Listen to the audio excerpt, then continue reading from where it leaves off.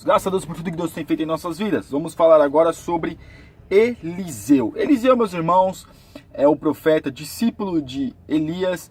Ele, meus irmãos, ficou como discípulo de Elias durante 10 anos, segundo os historiadores. Porém, nós vemos que depois que Elias ele é transladado para o céu com uma carruagem de fogo, nós vemos que Eliseu fica incumbido de profetizar. Eliseu, meus irmãos, provavelmente era de uma família rica, já que quando nós vemos que a quantidade de bois que ele estava, vamos dizer assim, ajudando seu pai, não era qualquer um que tinha, a condição dele não era uma condição, vamos dizer assim, pobre, porém naqueles dias o seu pai deveria ser muito rico. Então nós vemos Eliseu, um homem de posses, provavelmente também, como ele era herdeiro do seu pai, teria posses, continuaria, vamos dizer assim, desfrutando dessas riquezas. Porém nós vemos, meus irmãos, que quando Elias chega nele e coloca o manto sobre ele, ele aceita, vamos dizer assim, essa incumbência de ser profeta. Nós vemos que ele ficou 10 anos sendo discípulo de Elias. Mas, meus irmãos, como nós falamos, Elias acaba sendo transladado. E aí,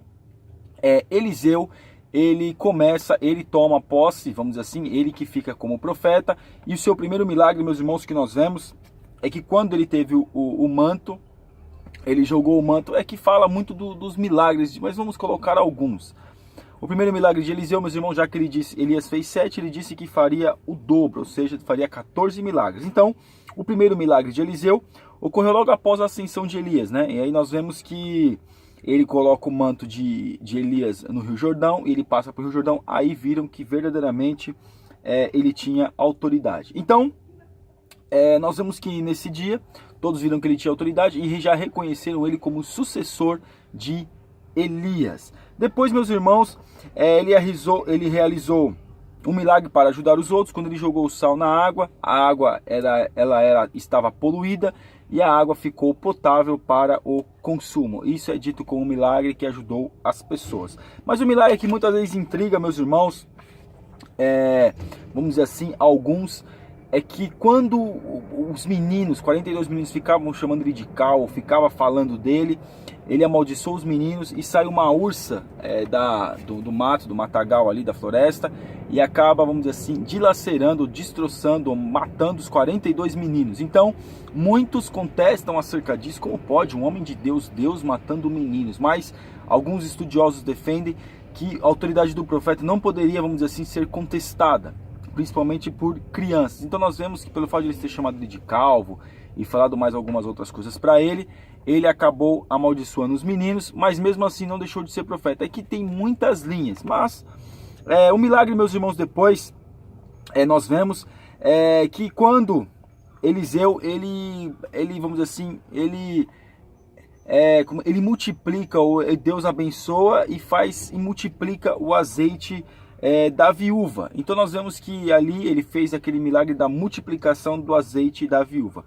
Numa outra ocasião, ele prometeu a Sunamita um filho. Quando ele passava, aí vai um homem de Deus e ela faz uma casa para ele. E aí ele pergunta para o seu discípulo Geazi: olha, ela não tem filho. Então profetizou um filho para ela. Só que lá na frente nós vemos que o menino já moço acaba vindo, estava muito doente, veio a falecer. Começou, minha cabeça, morreu.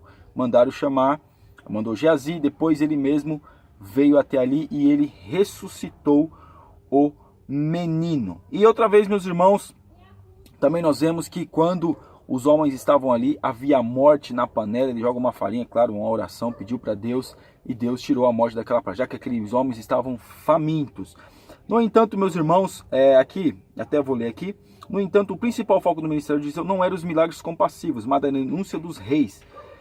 Então nós vemos, meus irmãos, que às vezes a gente se apega muito nos milagres, que a qual Eliseu ou Elias, Deus usando eles, fizeram. Mas nós temos que apegar naquilo qual foi a mensagem. A mensagem foi contra a idolatria, contra os deuses, contra a imoralidade, contra a prostituição. Essa era a mensagem que eles deveriam e que eles fizeram, que eles proclamaram. Nós vemos que depois,